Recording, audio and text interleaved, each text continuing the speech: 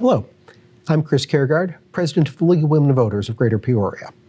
We're a nonpartisan organization dedicated to an informed electorate that is able to make full use of its voting rights. We do not support nor do we endorse candidates, but we do take positions on issues, though only after careful study. One of the most far-reaching pieces of legislation in recent history was passed in the summer of 2025, introduced as the One Big Beautiful Bill Act.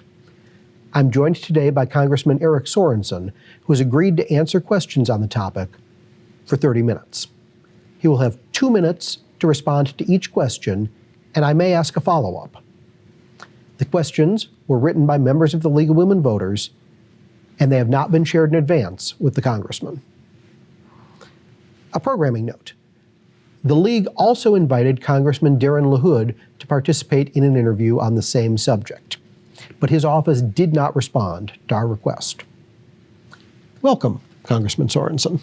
It's good to be with you, and thank you for having us to talk about important things. Absolutely. So let me start off by asking the basic question of why you voted the way you did on the One Big Beautiful Bill Act. There are a lot of different reasons. I could start the way that, I serve on the House Agriculture Committee, and in the Agriculture Committee is a part of the Farm Bill is where nutrition assistance lives. This is something that is so important to our district. I talk with moms and dads who need this for their kids. And let's understand what happened here is the House GOP decided to take that out of the Farm Bill and put it into this big billionaire bailout with cuts that are going to affect my own neighbors. And that's a non-starter for me. But we could go further and say it's not just about SNAP benefits, but it's about cutting Medicaid. We could go further and say this does nothing to help lower people's prescription drug costs. We could go further to say it doesn't lower anybody's grocery bills, because these are the things that my constituents are pleading with me for help. And so why would I give them a yes vote on something that goes against the grain of so many of our neighbors in Illinois 17? All right, and I want to get to a couple of those elements during the course of our conversation here. Sure. But first I want to continue from a broad standpoint, because there are a lot of things that are contained in this bill, and you had a choice of yes or no on the final bill, right, with all those provisions in there. You opposed it. I want to ask, is there anything in the bill that you did like or that you do approve of? Right, and I wish that we would have had the ability to go through individually on some of these things. And that's the problem with this type of bullying attitude that we see from the other side today. It's that it's their way or the highway. They don't want to work in a bipartisan way.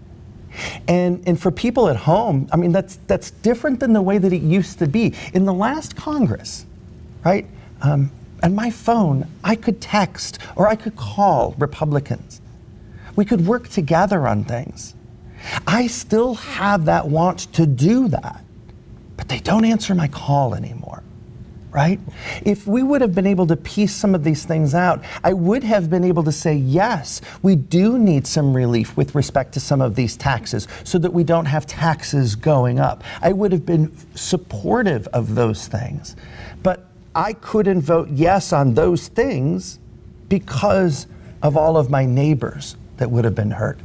Isn't that the same, though, in most omnibus legislation, regardless of which party is in power? Right. I think bipartisanship isn't just a give and take. It's not just meet in the middle, right? Mm-hmm. You have to do both of those things. But let's also understand is Democrats were not allowed at the table. Democrats were not allowed in the room to be able to participate in what was so important. We're seeing that with the battle right now in this government shutdown, right? We're not at the table. The door is closed. But people have to understand in a government shutdown, the door isn't just closed, the door is locked. How can we get the work of the people done if they're allowing the government to just shut down? All right, so practically speaking, you took us through some of this, but get a little more in depth if you can. What does this mean practically, this legislation, to constituents in your district? Well, look, I was at my local grocery store, at the City Line Plaza, the Jewel Osco in Moline, Illinois. And I had a senior citizen come up to me and she said, Congressman, don't let them take my Social Security because I live right here at the apartments and I have to have my Social Security to live there. And I said, I'm not gonna let that happen. And then she said, don't let them take my SNAP benefits either. And I said, that cannot happen. And I raised my voice a little bit, right? Well, when the congressman raises his voice in the grocery store, people tend to push their carts over and say, why is Eric Sorensen raising his voice? And I said, because I am friends in my neighborhood with the manager of the store. 18% of the people going through the checkout use a SNAP card or a WIC card. So what happens if Albertsons, which owns Jewel, loses 20% because the House GOP just took away SNAP benefits? And then I just went up to the meat counter and I grabbed my chicken and I said it as plainly as I could think of to say it. I pointed to the butcher and I said, they just screwed you out of your job. And all of a sudden the people that had gathered around me, and I said, that's right. Our grocery store is gone. If we allow SNAP cuts to go through, this grocery store is gone. And then the senior citizen, she goes, well, where am I going to get my groceries? And I said, maybe the Aldi, since it's a multinational corporation, we're going to be able to go stand in line, get a box, and then we'll be able to get whatever's left. But that's a food bank. That's not a grocery store. That's what this is about. We have to make it make sense.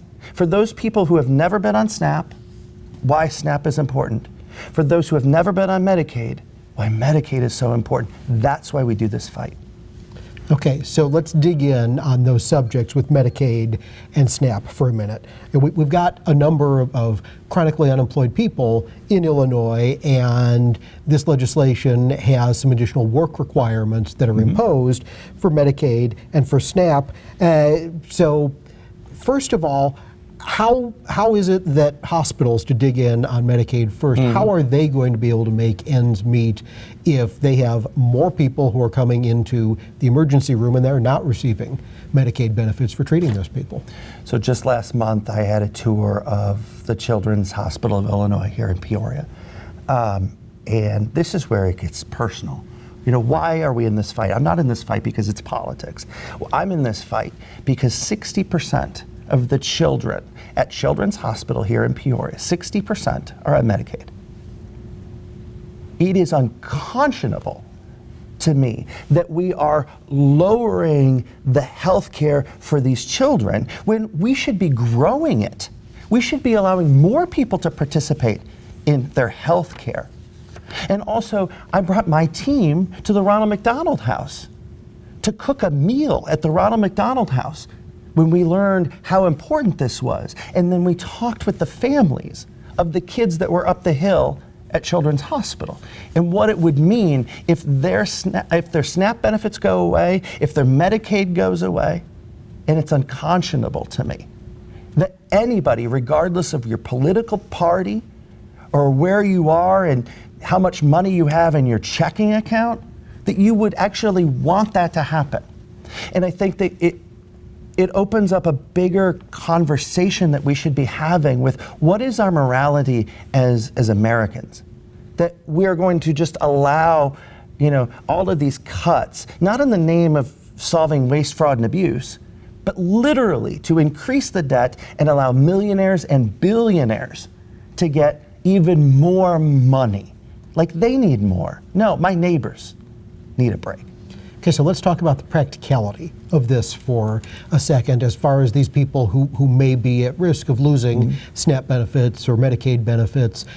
And in particular, because not all people who are economically disadvantaged have access to a computer or a smartphone to go through the new steps that are required here. What are you telling your constituents about this before these eligibility requirements change? How do they navigate that? Right, so looking at this big, ugly bill, understanding when the House GOP calls them work requirements, I'm going to tell you and everybody at home what this is actually. This is actually burdensome regulation. Okay? From the political party that says, oh, we got to cut regulation, we got to cut red tape. No, this is red tape. Because what you're doing is you're not incentivizing people to work. There's no program that has been developed to help people get into the workforce. They have left that out of this bill. This bill, under workforce requirements, all they're doing is they're just going to put paperwork in front of somebody. Okay, so now every 6 weeks, someone's going to have to fill out 10 pages of paperwork, and they're going to have to get it signed by people that they're going to put in a resume all across town for people that don't have cars. But then also the question that I have asked my Republican colleagues is, what do I say to those people that need these benefits, but they can't read the form? What are you doing to help them? And their answer is just a blank stare. They haven't thought about this. They haven't thought about the ramifications of this bill. They're just ramming it right through. These were the things that we could have solved if we had a bipartisan way to talk about the give and takes, to build a bill, to build a law that was going to help people and not hurt them. To the bill, though, since that's going into effect, what are you telling your constituents about how to deal with these things so that they can retain eligibility if they are able to? Right, so I'm grateful every day, not just to be the member of Congress for Illinois 17th District, but to have a team of people that are working in our offices, here in Peoria and in Rock Island and in Rockford and in Washington, D.C., because we need to now take care of our community. Our community is so worried about this. I don't just hear it about it at the grocery store. I hear about it everywhere I go. You know, people are scared because guess what? The price of groceries is going the wrong way, right? Opportunity is going the wrong way. You know, people are still struggling today. Yet we have an administration that would just rather play politics or give us some distraction from the fact that they're not doing anything for the American people. And so we need to stand up, but also as a representative, I'm not going to give up on it. I'm going to say, call the office, let me know if there's a problem that we can help you with, because we're taking care of our constituents in many different ways. Constituent services is number one as we go through this uncertain time. Mm-hmm. So the woman who talked to you in the grocery store, who was worried about her Social Security, worried about her Medicare. So for all of the Margarets out there who are concerned, the legislation itself does not directly impose any cuts on Social Security or on Medicare, but people seem concerned. That's one of the things we heard the most about this. Mm-hmm. Do you feel that there is a risk that that comes next? Well, also, let's be honest, as many of the ramifications of this bill, the negatives about this bill, don't take effect until after the election. Mm-hmm. Let's understand, why did they do that? Why did the House GOP make it so that these didn't go into effect January 1st? You know, they didn't want people to start feeling the pain until after they knew they could win the next election, right? It's about politics for them. It's not about solving the problems.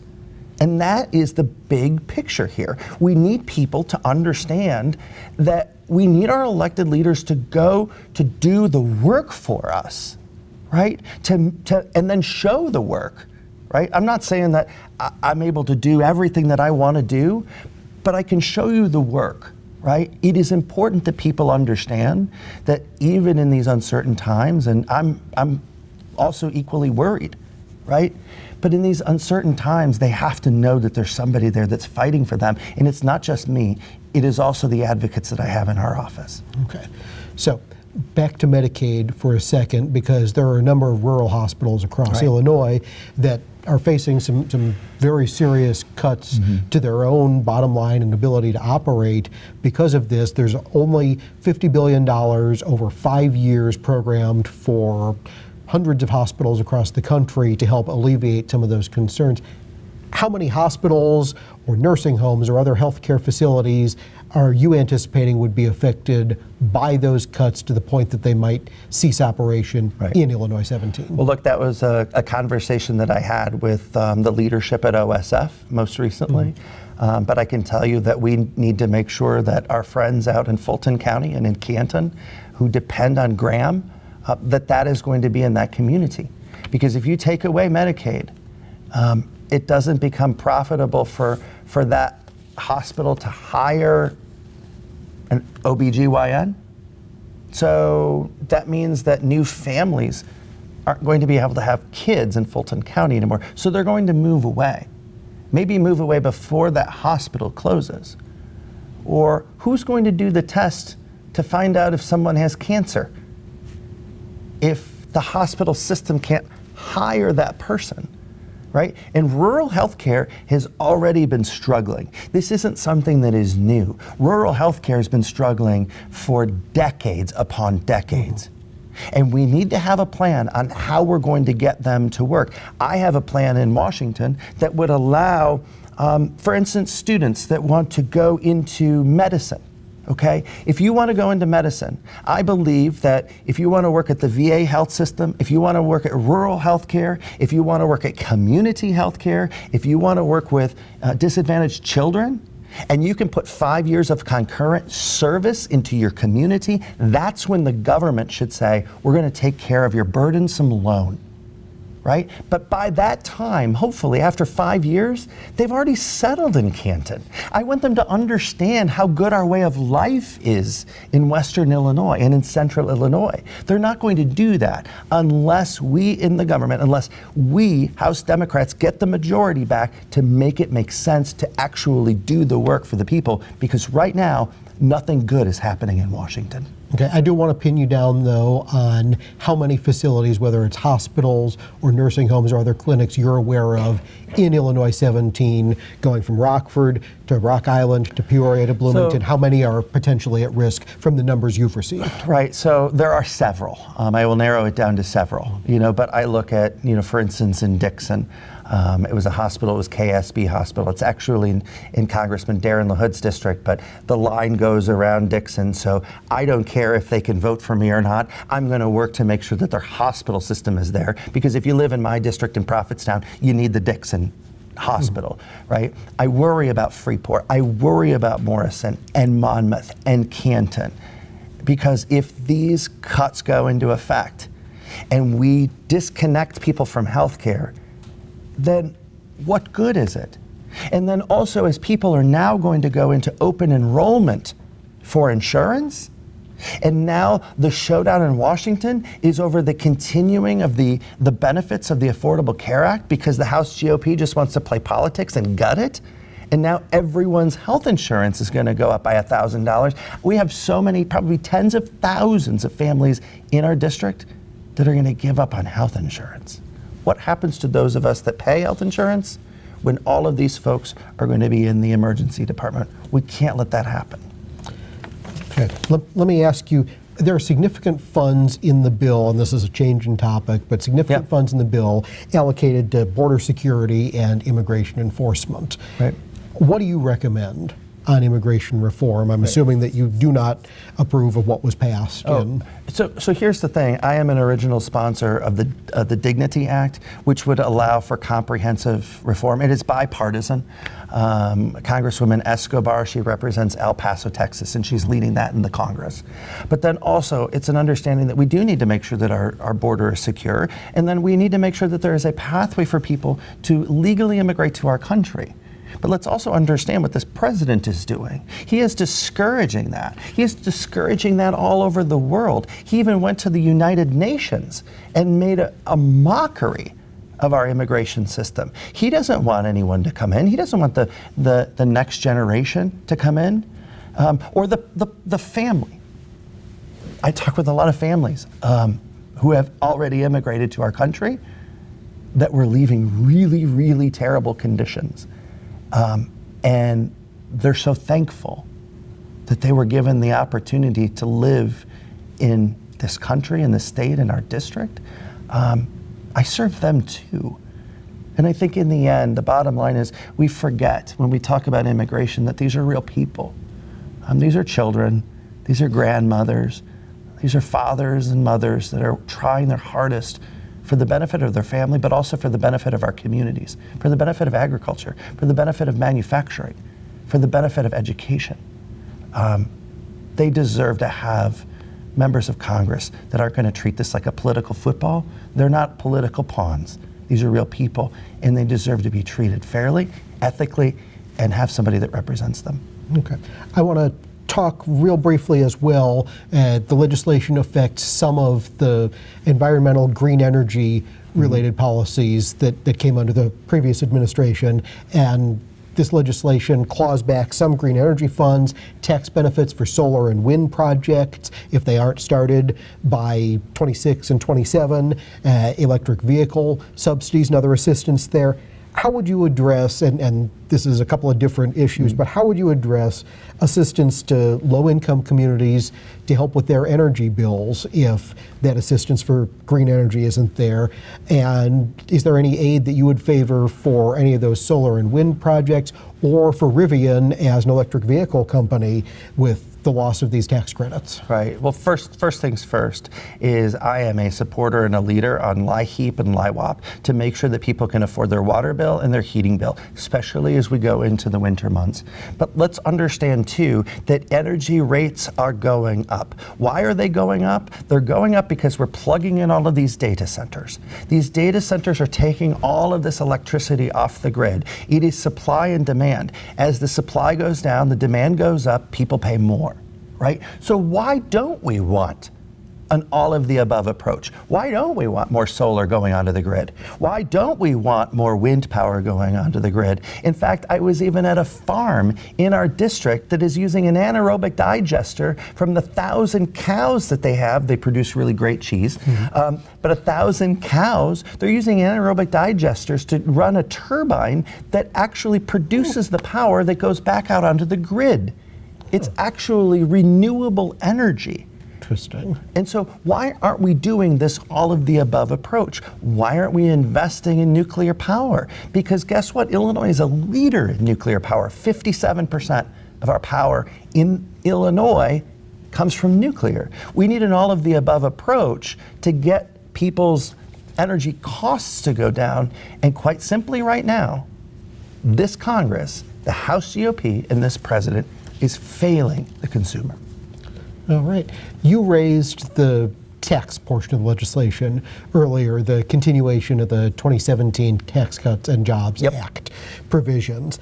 Is that a net positive or negative for your constituents that these were included in the bill, and is it a net positive or negative for the country's budget situation overall? Well, look, we need to make sure that that we're growing the middle class, right? That we don't give tax increase in the middle class. But let's also understand that this administration is trying to prop up the upper class, right? Those that are making hundreds of thousands and millions and billions of dollars a year, saying that they should get a lower tax rate, or lowering the corporate tax rate so that big corporations who have historically, screwed neighborhoods with pollution and polluting the water, and now we have PFAS showing up everywhere, right? All of these things, why are we giving the benefit of the doubt and the benefit of our taxpayer dollars to them? We need to grow the middle class again. We need to make sure that there's more opportunity. But then also, when we look at taxes, we can't afford to put that burden also onto the next generation either. And let's understand that this big, awful bill, under the guise of DOGE, it was supposed to, Department of Government Efficiency. Do we remember that? Well then, why did it grow the debt by $4 trillion? It should never have done that if that's what they were trying to do from the beginning. And look, the Office of Budget, the CBO score, it is bipartisan on Capitol Hill, and to say that it goes up by $4 trillion, and nobody on the other side should dare call themselves a conservative, because this is not conservative when you're giving that bill to your kids and your grandkids. Okay, so first of all, what do you think the effect is? And there are varying numbers. We've also seen 2.8 trillion as a projection for this, but it's still into the trillions as a projection for the cost. What is that effect onto the next generation? Well, it means that everything's going to cost more. In fact, I learned from my dad a long time ago. He goes, Eric, I'm using my best dad impression. He's my best George Sorensen impression. Eric, everything is going to cost more in the future than it does today. Okay? So we do need to save. We do need to try to live within our means and pay for the things as we go and not put it onto that next generation. And so I really worry. So in Peoria, for instance, what does this mean to connect kids to their education when now they're going to have to pay more in taxes to pay for the burden of the billionaire Elon Musk getting that tax break in 2025? Elon Musk needed more money in 2025, and now here I am, a grown-up kid in Peoria in the year 2040, and now I have to pay for that. It doesn't make any sense. So, to clarify, you would have kept in place middle tax cuts, if I'm understanding you correctly, but would have phased them out for those over a certain amount being what? Absolutely. So I just look in our district, right? So the median income is between 50 and 60,000. So we don't have billionaires in Illinois 17. Mm-hmm. So if you get paid six figures, you're going to need to pay more. Why? Because we need to prop up and build the middle class. Okay, so $100,000 would have been your cutoff? Right, because look, just today, I was... Individual or family? I think it's reasonable to negotiate that, right? Okay. But I was just at Liberty Steel and Wire, understanding that these are good jobs. These are good middle class jobs in Peoria, right? I need to do everything I can when I go back to Washington to make sure that manufacturing of steel continues in the United States, but it continues here in Peoria County, right? Because that is serving the middle class versus the House GOP, which is serving the billionaire donors. All right. Now, you've hit a couple of times here, and we're running out of time, so I want to close on this. You've talked several times about how this was not a collaborative, bipartisan Correct. process, and it was a one-sided vote, mostly in the House and the Senate. There was very little carryover on it. So what are you planning to do next time, if you continue in Congress? What would you do next time on this legislation, whether you're in the majority or the minority, to make it a more bipartisan process? Well, look, I didn't go to Washington with politics in my blood. I hate arguing with people. It may shock people at home. I got to Washington, and I understand I'm one of the very few people that works in the Congress that I don't have political baggage. I got to Washington, I don't have a political carry-on, right? It allows me to be able to talk with other members across the aisle, to work with them, not agree with them on everything, but all I need to do is agree with them on one thing and then work on the legislation that is going to actually make things better. That's what we need to be thinking about in the next election, in the election after that. That's why we all need to make sure that we're doing what we can today to get people to vote, because in the next Congress, I will tell you, we're going to have some challenges. Even if Democrats, and I should say when Democrats get the majority in the House, and when Democrats get the majority in the Senate, we're going to have to rebuild things. I think about this as most people in our district drive used cars, right? Most people don't go shop at the new car lot. And when there's a clunk, clunk, clunk of your car, you have a choice. Do you want it fixed or do you want it rebuilt? What we're going to have to do is rebuild what Donald Trump and the House GOP and the Senate GOP have broken, okay? Not just rebuilding it, but then earning the trust of the people and the trust of the people here at home that we're going to be the ones to do the job for them and not rebuild it for the wealthiest millionaires and billionaires in this country. Because we're going to have to turn this around. And so there's going to be a big choice ahead for the people. Which side do you want to be on? Do you want to be the side of the millionaires and billionaires that something's going to trickle down to make your life better? Or are you going to serve the people that are actually doing the work that are benefiting your family? All right, that brings us to the end of time. So thank you, Congressman Sorensen, for joining us today. I want to thank all of our League of Women Voters volunteers for assisting with this process. And we want to give a thank you to Distillery Labs for offering up their space for us to use today as well. Again, I'm Chris Kergard with the League of Women Voters. Thank you very much. Bye-bye.